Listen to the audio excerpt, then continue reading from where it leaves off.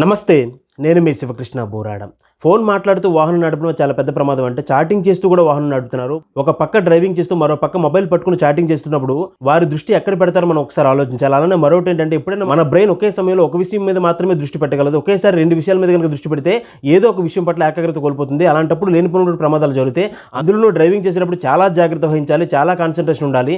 అలాంటిది డ్రైవింగ్ చేసే సందర్భంలో ఎంత మాత్రం కూడా కేరింగ్ లేకుండా, ఎంత మాత్రం కూడా జాగ్రత్త లేకుండా ఒక పక్క ఫోన్ మాట్లాడుతూ మరో పక్క చాటింగ్ చేస్తూ ఇలా ఎవరైతే బిహేవ్ చేస్తున్నారో వారు ఖచ్చితంగా ఒక విషయం గుర్తుపెట్టుకోండి.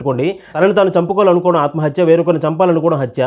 ఎవరైతే ఫోన్ మాట్లాడుతూ చాటింగ్ చేస్తూ బండి నడుపుతున్నారో, అలానే ఎవరైతే అతి వేగంతో బండి నడుపుతున్నారో వారు ఖచ్చితంగా ఈ రెండు క్షమించాలనేటువంటి తప్పులు చేస్తున్నట్టు. మితిమిన్న వేగంతో వెళ్తున్నా, లేదంటే మొబైల్ మాట్లాడుతూ వెళ్తున్నా, లేకపోతే చాటింగ్ చేస్తూ వెళ్తున్నా ఏ క్షణం ఎలా ఉంటుందో మనకు తెలియదు. అలానే మితిమిన్న వేగంతో ఫోన్ మాట్లాడుతూ చాటింగ్ చేస్తూ బండి నడిపేటప్పుడు ఏదైనా అనుకోని సంఘటన జరిగినప్పుడు మొట్టమొదటి మీ కుటుంబం రోడ్డున పడుతుంది. అలానే మరొక అమాయక వ్యక్తి మీ కారణంగా ప్రమాదానికి గురి ఆయన కుటుంబం కూడా రోడ్డున పడుతుంది. అంటే ఒక వ్యక్తి యొక్క నిర్లక్ష్యం తనను తాను చంపుకోవడానికి, అలానే వేరొకరిని చంపడానికి కారణం అవుతుంది. అలానే రెండు కుటుంబాల జీవితాంతం ఏడవడానికి కూడా కారణం అవుతుంది. అదేవిధంగా ఏదైనా ప్రమాదంలో మరణిస్తే వారిని తలుచుకుంటూ జీవితాంతం కుటుంబం అంతా కూడా ఏడుస్తూనే ఉంటుంది. ఒకవేళ బ్రతికుంటే కనుక మంచం మీద పడుంటే వారికి సేవలు చేస్తూ నిరంతరం కూడా నరకం అనుభవిస్తూ బ్రతుకుతారు. కాబట్టి ఇలాంటి దుర్భరమైనటువంటి పరిస్థితి ఎంత మాత్రం కూడా తెచ్చుకోకుండా దయచేసి బాధ్యతగా బ్రతుకుదాం, బాధ్యతగా వాహనాన్ని నడుపుదాం. పిల్లలు కూడా వాహనం ఇచ్చేటప్పుడు చిన్నప్పటి నుంచి కూడా చాలా చక్కగా గైడ్ చేస్తూ ఎట్టి పరిస్థితులు మితిమిన్న వేగంతో వాహనం నడిపితే మనల్ని మనం కంట్రోల్ చేసుకోవాలని చెప్పి, ఏదైనా ప్రమాదం జరిగితే జీవితాంతం కూడా నరకం అనుభవించాల్సి వస్తుందని చెప్పి మనం బాధ్యతగా బ్రతుకుతూ పిల్లలకు చిన్నప్పటి నుంచే గైడ్ చేద్దాం. వాహనం నడిపేటప్పుడు ఎంత జాగ్రత్త వహించాలో పిల్లలకు తెలియజేద్దాం.